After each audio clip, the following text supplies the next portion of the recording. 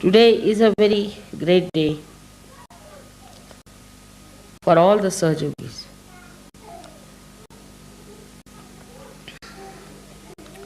It was a long time back that I desired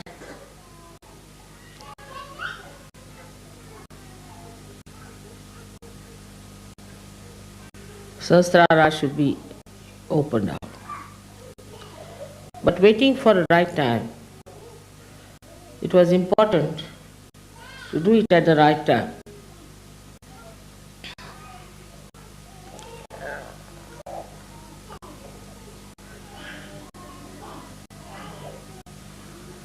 A boy in Aurangabad, quite young, asked me a question. Mother, this all-pervading power of Brahma Chaitanya is beyond senses. You cannot feel it through senses. How is it we are now feeling it through our senses? This is the question he asked. And I ask you the same question. Before this, those people who got realization could not talk about it in the way you can tell people that you can feel it on your senses. They could not explain. They could not put it into experience. Just what they did was to tell them in words which were telling about something like the taste of mango. Unless and until you eat the mango, the taste by just knowing about it's wonderful, it's great, it's fun, you have not tasted the mango. So what has happened now? Was the question. Another thing was that these people got so fed up. Like Ganeshwara, at the age of 21, he took a samadhi. He went into a room and closed the doors and settled down there, and he died there. All of them,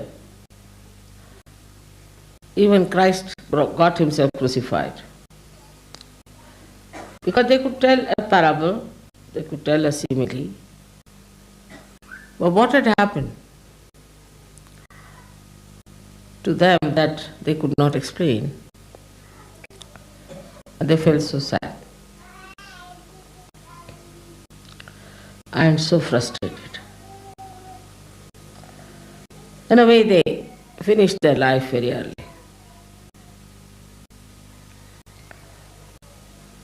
This was the question.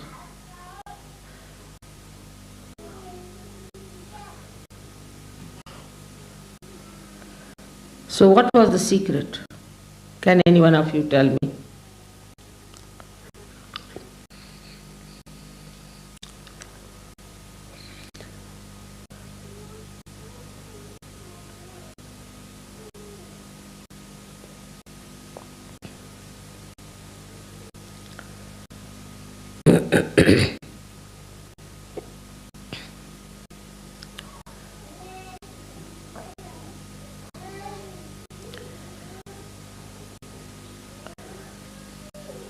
The answer is simple.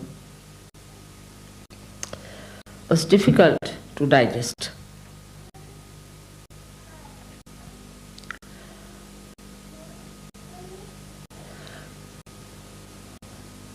The answer is that all these incarnations who came on this earth were part of the Sahasrara. were part of the Brahma Chaitanya, were part of the Adi Shakti.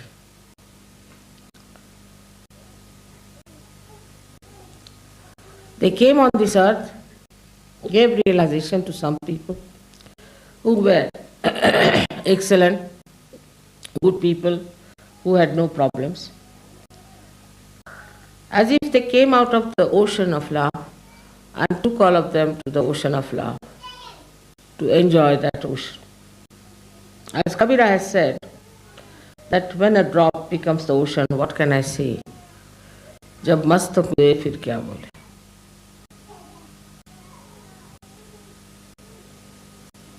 So many of them took to mauna, that is silence. They disappeared. They got dissolved completely into the ocean of love.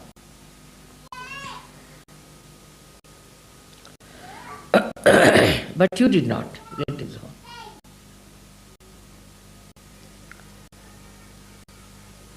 Something special has happened to you. That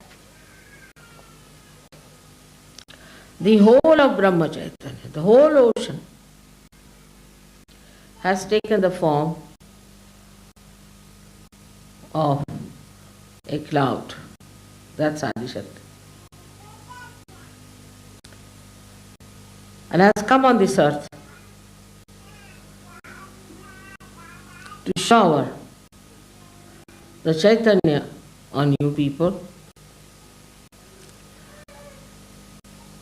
enrich you, nurture you, develop you by manifesting the love in such a manner that you have entered into the body of the Adi Shakti. So like one picture which is in the river Ganges, you are like a cell in the body of the Adi Shakti. Your entity, your personality is preserved. Despite that, you feel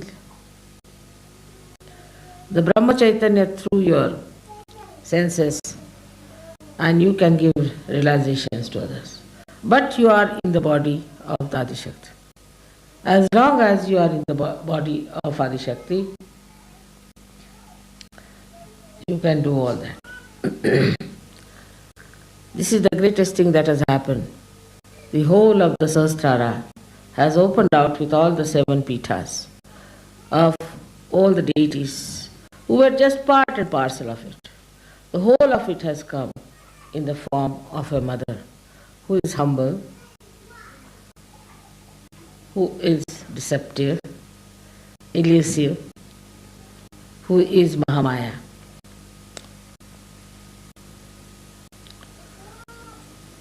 It's the greatest thing that could happen to human beings and to the whole universe.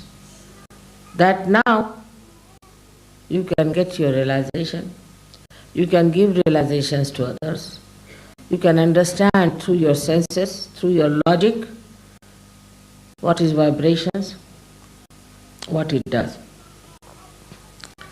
Just like the proof is here. All the flowers were dead, yes, last night. Finished with the heat of the people who were carrying them. Yeah? I just put some vibrated water on them and you see how they are. Brahma Chaitanya has revived them. But their personality is there. They are all vibrated and they are looking so fresh and beautiful. Same thing with you. You all look so fresh and beautiful. Anybody can make out a Sahajayogi. Under these circumstances, one has to understand that there are certain limitations which you have to observe. First of all, I have taken you in my body. A foreign thing has to go in the body. And it has to be looked after, nurtured. But if you become troublesome, then you will be thrown out. I can't bear you. Some people are extremely troublesome. They do not meditate. They have their own ideas about meditation. They do not develop themselves, they do not mature. They live in the past or in the future. And such people are troublesome. A simple thing I had requested you all to put some ghee in the nose, which is a very simple thing but is very important. You all suffer from a very bad hamsa, and one of the things that is a symptom in an AIDS case is a bad hamsa. You will be vulnerable to AIDS. And a small thing like that is not observed. It has to be religious obligation that you must listen to me, whatever I say. Actually, you must obey me. My hand obeys me, my fingers obey me, my feet obey me. What about you, who are raised to the great dignity and the great position of being the yogis in the body of the Adi Shakti, and they are acting as cells in my body.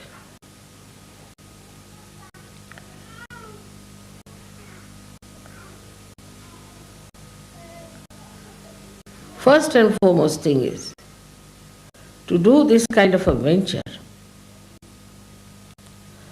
to put all kinds of things in your body,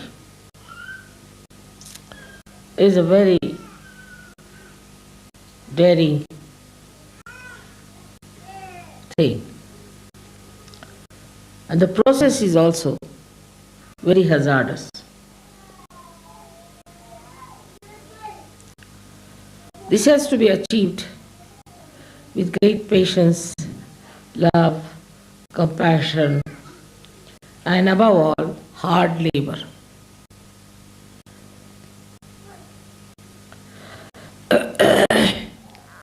This has to be regarded as the greatest thing that Sahasrara was opened by me. Of course, I am the master of Sahasrara. I am the master of all the chakras. But also I am beyond Sahasrara, much beyond it. If that is the situation, you should be careful about your Sahasrara. That is me, and looking after your own heart, which is the Brahmarandra Pitha here, which opens out ultimately when you get your realization. Sahaja Yoga is spreading everywhere horizontally. Vertically it must also spread. And there, if you really have proper understanding of what I am, Sahasrara should be absolutely clear-cut. And to keep Sahasrara clear-cut, you must listen to whatever I have told you. Obey it as absolutely a ordained thing.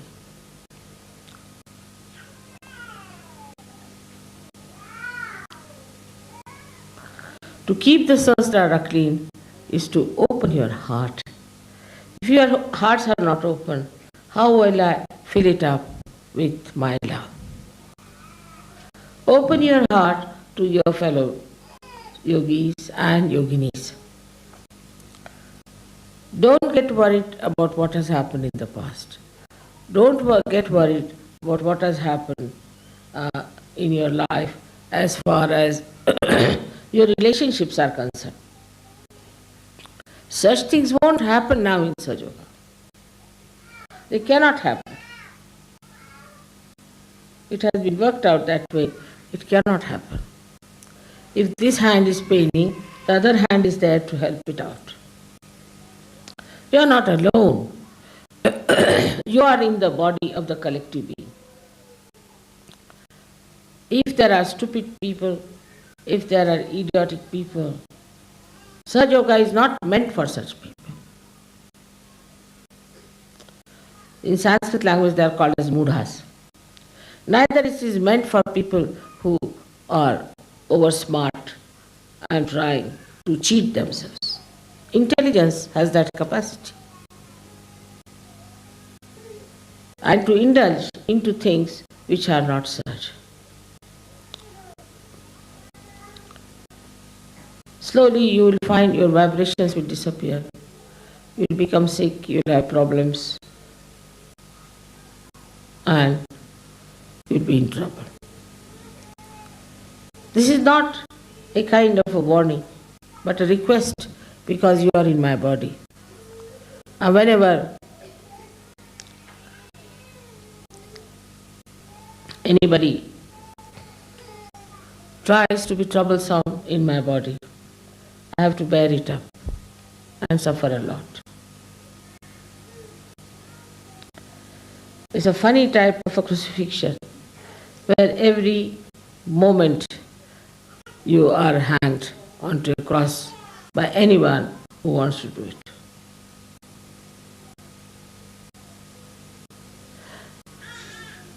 Such yogis have all the laws in their hands to torture my life, to trouble me, if they want to. But they have also such a capacity, such a caliber, such a potential that they can reside in my heart forever. Open your hearts. That's the thing I will say. Now we have to see what keeps our hearts closed. Firstly, it keeps our heart in a binding, the fear of the past. In the past, if we have done anything wrong, in the past we have had bad experiences of people, we are very frightened. I'm surprised, I've seen it myself, that in England, where we were staying, it was that day, unluckily or luckily, it was snowing for the first time. And we were shifting, so I had gone out. And when I came back, I saw a lady, a little baby in the pram, standing at the door and talking to some lady. The other lady was just talking through a little opening in the door because there was a chain on. Then I went out and came back after half an hour and I saw the same thing. The lady was still standing in the snow and this lady was talking to her through a chink. I was surprised. What is this going like Midsummer's Night's Dream? These people are talking to each other. Horrible. What was it that was frightening to this lady inside the room? What this lady would have done with a child who had come to her door? What was there to be so frightened of? Because of the ego within yourself. You have frightened others, you have tortured others, you have dominated others, you have done all these things, so there is fear in your mind that others may do the same thing to you. Or what is there to be so much frightened to lock your doors to everyone who comes to your house?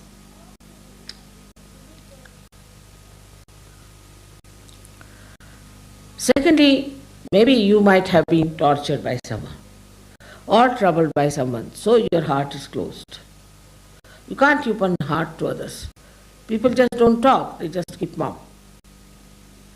What has happened? Just like a dead body moving about. Supposing I was like this, who would have told you the secrets of Sahajayoga and Sahasrara?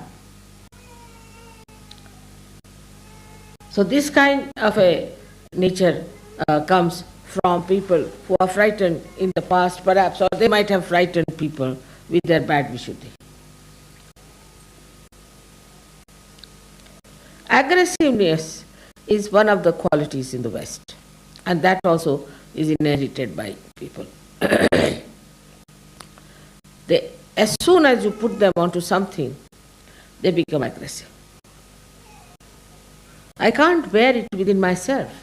Supposing I have some sort of a medicine that makes some cells very aggressive, then what happens? Ultimately, I become a patient of cancer. An aggressive cell is called as the malignant cell.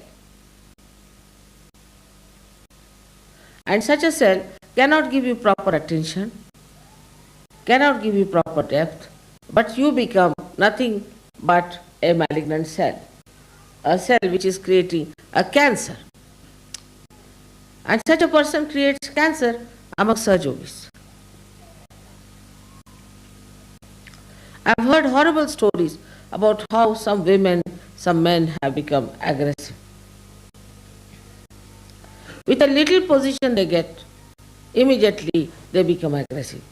Say somebody is a wife of a organizer or a so-called leaders.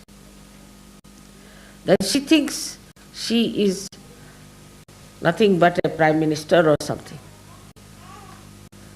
Or a husband becomes something. This aggressiveness adds to the aggressiveness of another person. Then reaction starts. One says something, the another says something. We become reactionaries. We haven't got something of our own that we should be reactionaries. There should be no reaction to anything.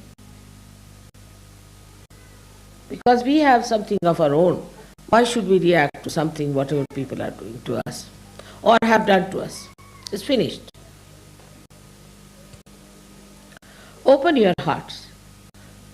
That's why when you came to India, I think you must have noticed that in the Indian heart, there is nothing like an anger for, say, for English or for Portuguese or for anybody who has dominated them. They have so much love and affection and respect, and they see that what good you have done to them. Like some barristers came to India and they visited some high courts, and they had holiday for one day to celebrate the visit of these British lawyers and barristers. But if you go to England, they will beat you, throw you out. This aggressiveness has to go from your heart. It has to get out of it. There's no place in my body for aggressive people. No place at all. I have not aggressed you, and you shouldn't aggress me.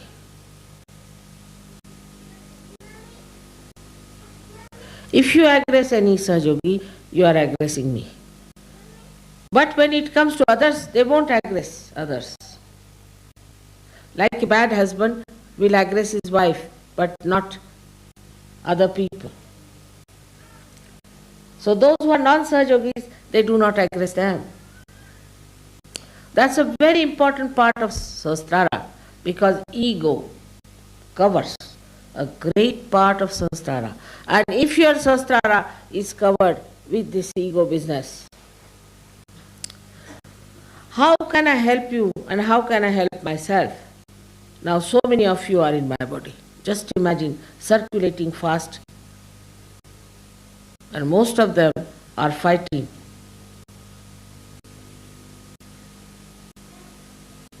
To be in my heart, but they are settling in my ego. Well, I am egoless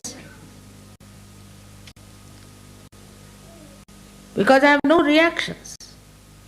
If you have no reaction, you cannot develop ego. I have no reactions. I am reactionless. I am in my own peace and glory, trying to work out Sahaja Yoga. I do not react to anything. But your reactions trouble me because you are within me. The second part is the fear that comes from childhood. I do not know about Americans, but so many Americans who came to me were half-mad crack people, absolutely crack in the head. Nothing normal about them. Either they will not talk, if they talk irrelevantly. You don't know what they are talking about. Same with the French. French were mad much before anybody was mad in this world, I think. Very cracky people, it's very difficult, it's absolutely can't understand. Everything upside down.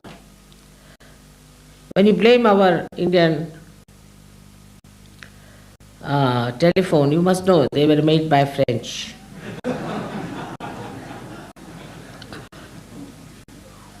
I always say that in Pune we have got the telephone just to see, because it is called as Punyapatanam, is the city of Punyas, and only God can listen to this telephone, but even God cannot. So, this kind of crackness, or this, what you call this, madness, aggressive madness, comes from ego going to the level of superego. And they get, first of all, what's wrong? When they talk, you feel they are fighting. These are love talks, romantic, they say. And we feel they are fighting.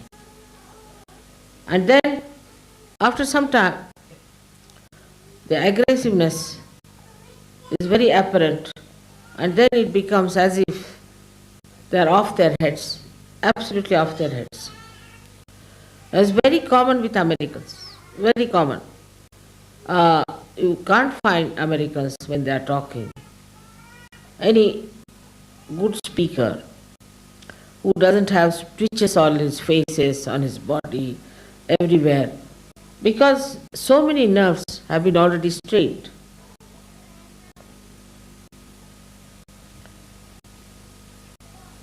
With this kind of what's wrong business. Going to the other extreme of deciding everything for yourself. And the thing behind is a ghost, I should say. Very big ghost. And which is not in the past or the future, but in the present. And that ghost, I call it as materialism. Materialism. It's a ghost. It's a horrible devil that has come onto the heads of Americans and from them to all of us. This materialism is a horrible stuff. It's so ridiculous, shameful, doesn't even suit a human person. Even a dog would hate such a materialism, to what level human beings have gone.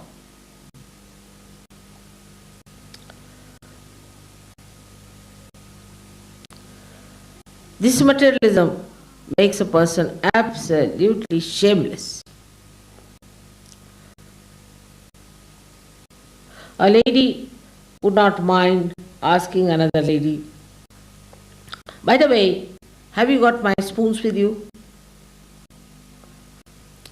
There's no shame in it.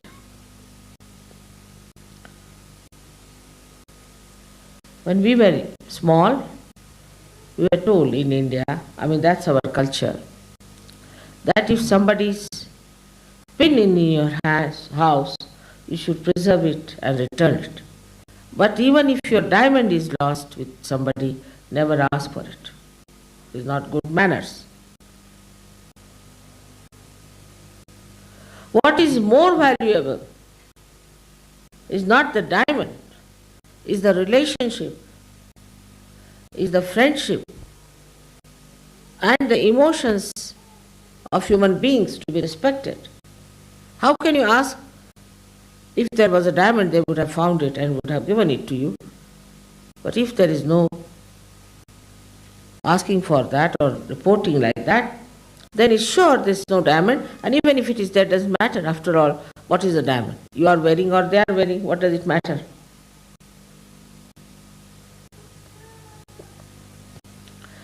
In my father's house, all the doors were open all the time. All the doors, day and night. Never a thief came in, thought that doors are open so nothing is locked. There's nothing precious. Only we had one theft. And the thief came and took away a gramophone from us and some records. So my father said, he's a connoisseur. He took the right thing from this house. So let it be. What's the use of informing the police?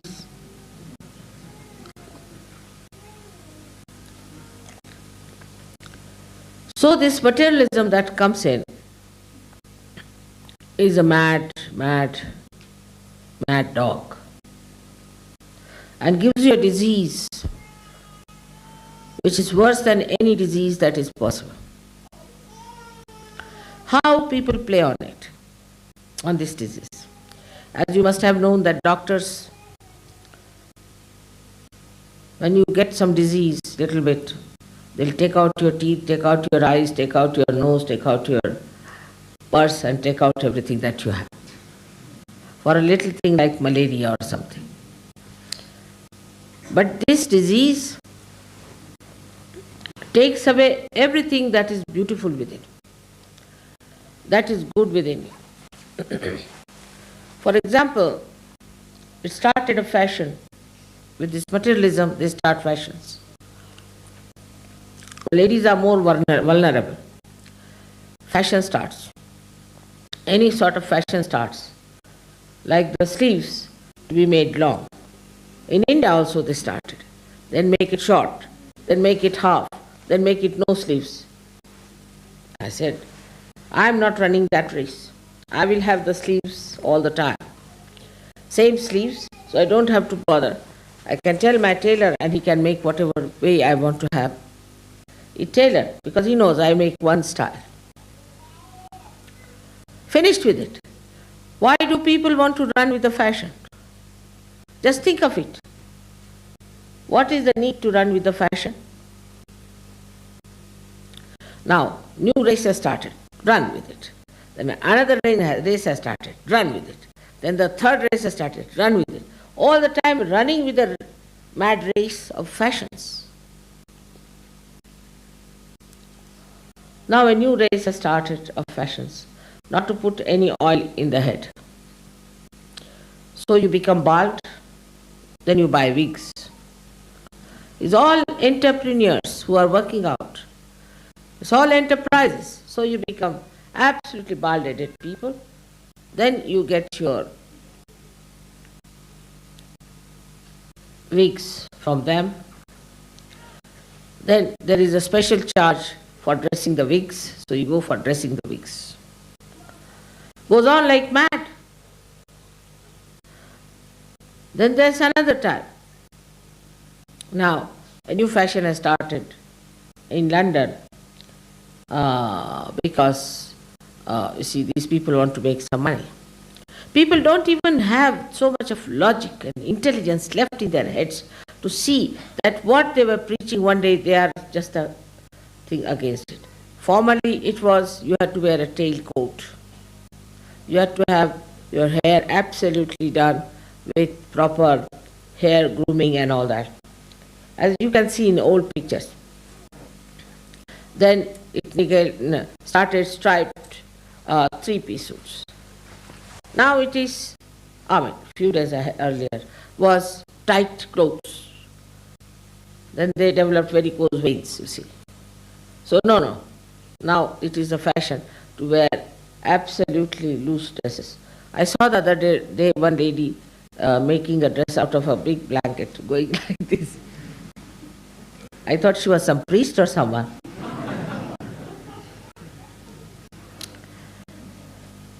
So that stupidity I started. Imagine, think of Sahasrara. Think of divine, in what world we are and in what world the stupid people are going. That's another world.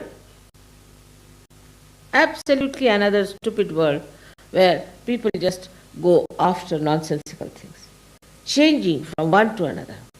Changing from everything. Tiles are changed, everything is changed. Giving you such a headache all the time you have to think, now, what fashion is there? Let's find out in the newspaper. This is the fashion now. All right, wear this dress. All this is befooling going on because this ghost has entered into us. In Sahaja Yoga also when we enter, be careful. Materialism should not enter into your minds. It is nothing important. Even when somebody dies, you are supposed to wear something black or white, or I don't know what else, but white or black. And somebody died in England who was a great friend of my husband. And I had no black sari, completely black. I mean, we don't have such a sari. I didn't know what to do. I told my husband I don't have a black sari. He said, then you don't come. Imagine how his wife would feel if I don't go to the thing, how she would take it. All this is nothing. What is important is the black sari. In every walk of life, you are being befooled by this materialism. I don't know how you got stuck into it first of all. And the other side is the same people are befooling you. All right, this is not good, this is too much, so go to the anti-culture. What is anti-culture? Is another kind of materialism, another kind of nonsense. Nowadays they are having in London an anti-culture movement which is called as punks. I think out of date now me, but still for the time being I see is punks. It costs them £40 sometimes to make that hair. I mean, is it something that you are saving money on that? So the whole thing works out just to take out your attention from reality, from higher values to something nonsensical.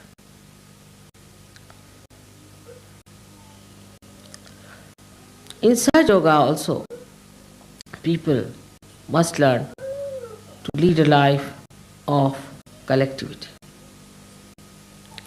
It's very important that we have to be collective.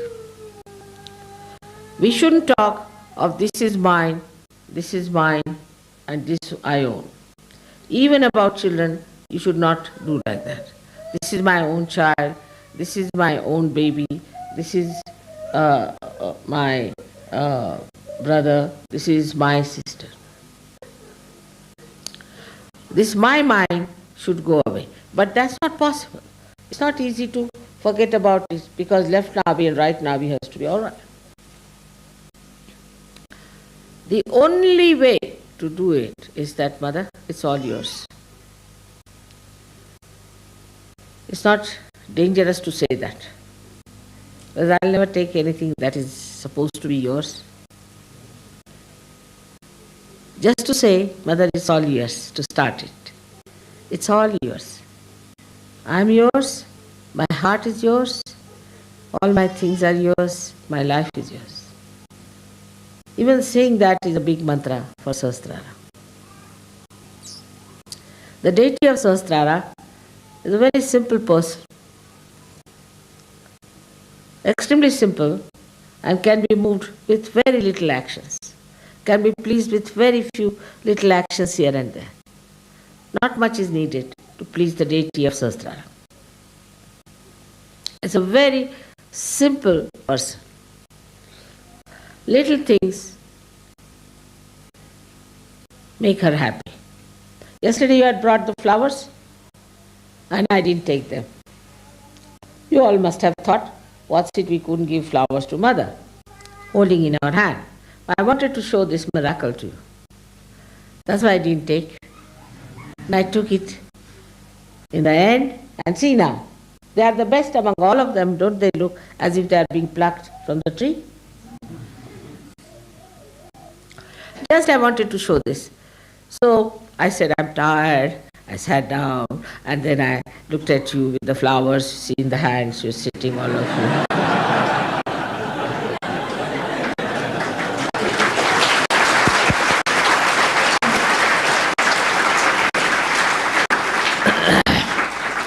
So she is Leela Vinodini. She plays around, makes little mischiefs here and there for you to learn lessons. Because if I tell you do this, then it's not possible. But little circuitous way, I can show you that this is wrong. You should not do it. There's nothing to feel bad. I would have taken all the flowers. But somebody must have thought of it. Why Mother has not taken the flowers today? I don't know if you thought of it or not. But I knew it myself, that I have to take the flowers to show this miracle to them, that these flowers are going to last much longer than any other flowers, because they are vibrated with the Brahmacharya. And the water was very, very, very cold, so even I opened a hot water tap. It's all right, doesn't matter, they didn't die. Despite that, they are perfectly all right. So you have seen so many miracles of this Brahmacharya, which is showing on your photographs, on so many of your lives, in so many changes that have taken place within yourself, within your family, within every one of you. All this has happened because you are in Brahmacharya. All this you are receiving because you are blessed by Brahmacharya. But others are not. So your attitude should be towards them that they are in the other world, what to do, how to help them. We should try to help them, if possible, but up to a point. We should not drag down ourselves for others' sake. Up to a point only we can help them. And we have to be very happy that Sahajayoga is spreading so much horizontally. But for vertical thing, we must know our quality must improve. If some people rise higher, others will also start rising with them. It's an absolute honesty of purpose should be there. Absolutely understanding should be there. Open your hearts to each other so that you open your hearts to me. Every cell must know another cell. Otherwise it won't work out. That is a great thing that has happened when you are on this earth. When you are the ones who have to receive this great blessing. So many saints did not receive it. So many great people who came on this earth, they did not receive it. Even the incarnations who came on this earth could not do it what you are doing. So have that satisfaction and glory of your own being and of your own standard and of your own caliber. The others are not of your caliber, all right, forget about it. That should not give you ego, but should give you a personality that does not react. We have something of our own. We do not react to things. We are not reactionaries. And things will disappear which are harmful. Everything will be perfectly all right because we are standing in our own perfection, in our own glory. What do we need? Nothing. Just enjoying ourselves. May God bless you all.